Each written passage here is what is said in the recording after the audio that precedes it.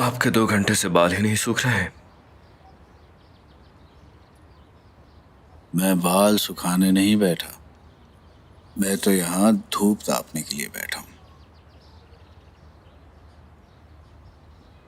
क्या धूप से ये जख्म भी ठीक हो जाएंगे?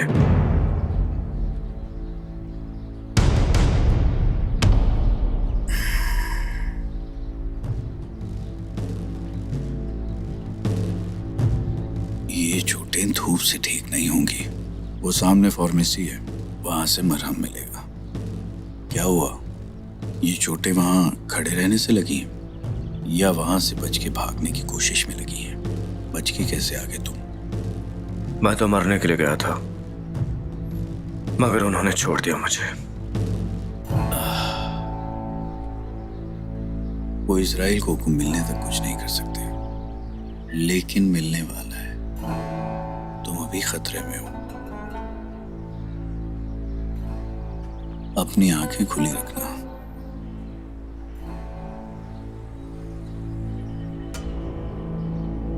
ये क्या है? ये इजराइल ने मेरी जेब में डाला था, सोचा आपको दिखा दूं।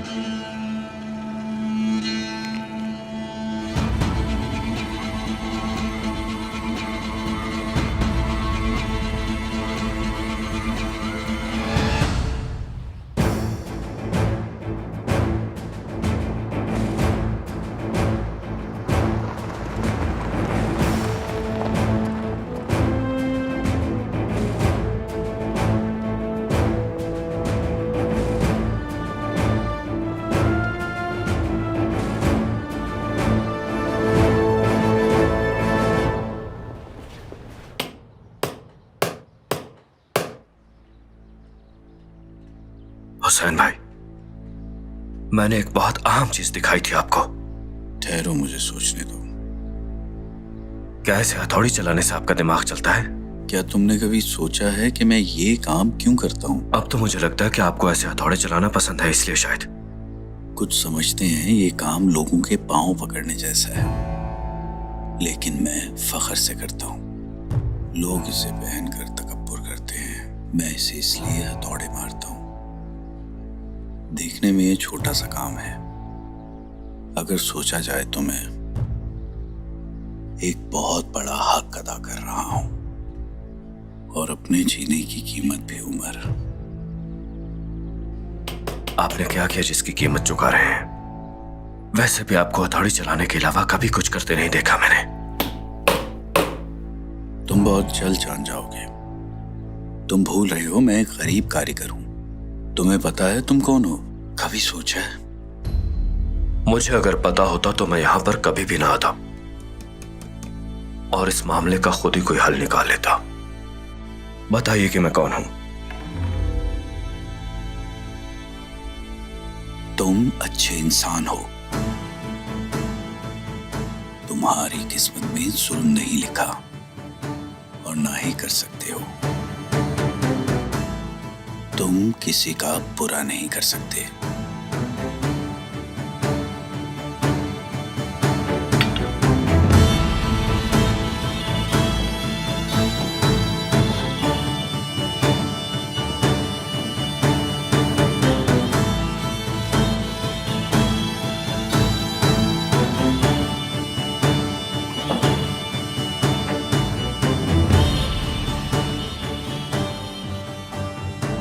जुल्म के खिलाफ लड़ना जुल्म नहीं होता।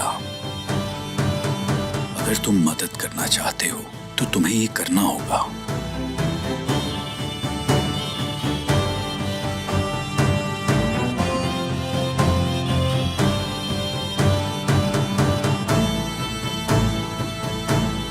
आसमान में उड़ो एक शाहीन की तरह, इतना ऊंचा उड़ो कि कोई तुम्हारी उड़ान तक न पहुंच सके। तो आप मुझे बताइए कि यह सब कैसे होगा? क्या मुझे ही इंसाफ की खातिर लड़ना पड़ेगा? एक बार आप ही ने तो कहा था कि मैं बस तलवार की ढाल की तरह हूं और मैं चाहकर भी किसी का बुरा नहीं चाह सकता। अब क्या बदल गया है? रस्सी लगने के बाद सब कुछ बदल गया, तुम्हारा डर भी। तुम बदल गए हो, सब्र बदल गया तुम्हारा, यहां तक कि रूह भी। अब तुमने मौत को करीब से देख लिया है और अब तुम्हें सिर्फ समझने की जरूरत है। जिंदगी हकीकत में एक मौत है। इसमें क्या है?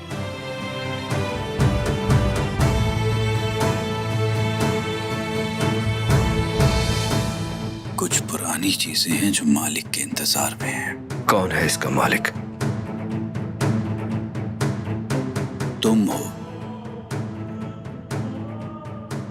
ये बहुत ही कीमती चीजें हैं तुम्हारा साथ देने के लिए।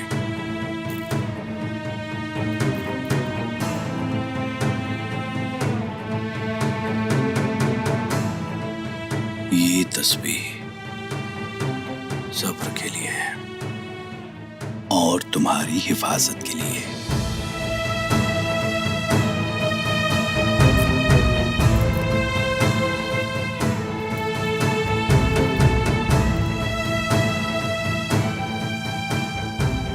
और ये सजा देने के लिए है। तुम इसे तब इस्तेमाल करोगे जब कोई भी तुम्हारा हुक्म नहीं मानेगा।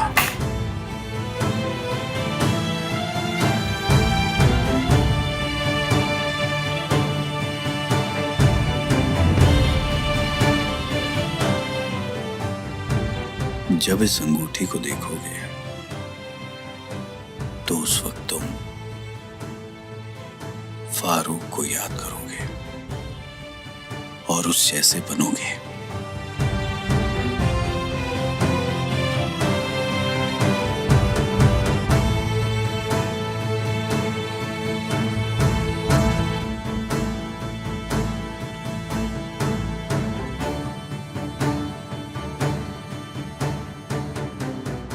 लेकिन मैं इन चीजों का मालिक नहीं हूं और ना ही मैं अपने आप को इनके काबिल समझता हूं। इसका हकदार कोई और है।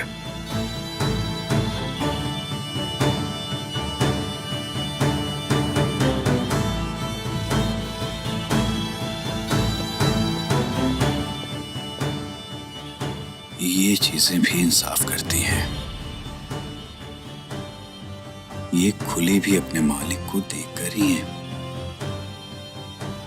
इसलिए ये तुम्हारी है।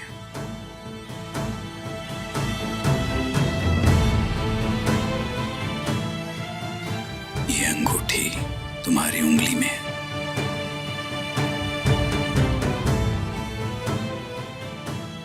और ये बंदूक तुम्हारी कमर पे।